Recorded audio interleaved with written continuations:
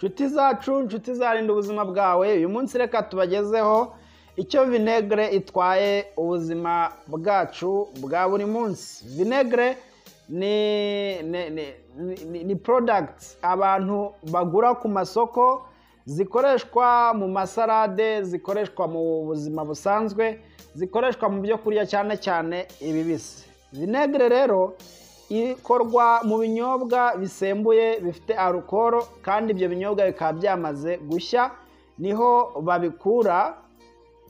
Ifite acide igera kuri 4, kandi iyo ikaba ari imbaraga itwika amaraso, ikahindura utuzi amaraso, igatuma amaraso akena, n'impyiko zigakora nabi umurimo wazo zari zishinzwe ntiziwusoze. Vinegere igabanya potasiyumu, ikagabanya ubutare, ikagabanya magnesium mu mubiri.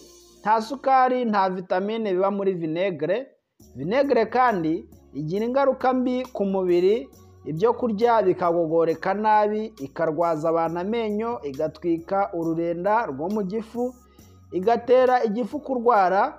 Iyo igeze mu maraso irimbura insorontuku, kandi igatuma amaraso akena, umuntu akarwara indwara yitwa anemia.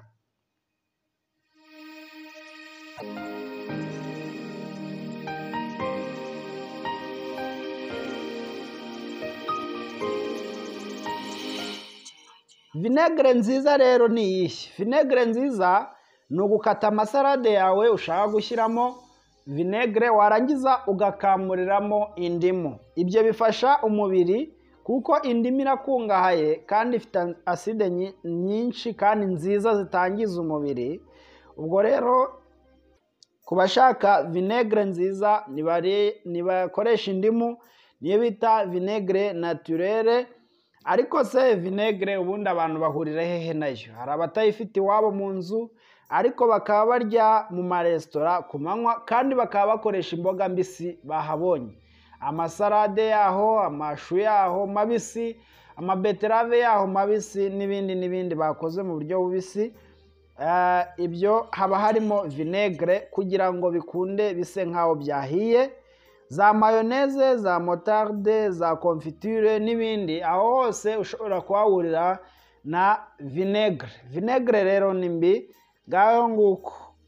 Ntabwo harimo umuntu ujya ahita yibaza ati ariko se kuki abantu bavuga ngo ni bibi kandi inganda zikabikora kandi bigakomeza bigakorwa. Iyi nibyo birakorwa. Icya mbere, abazi ko ari bibi ni bakeya.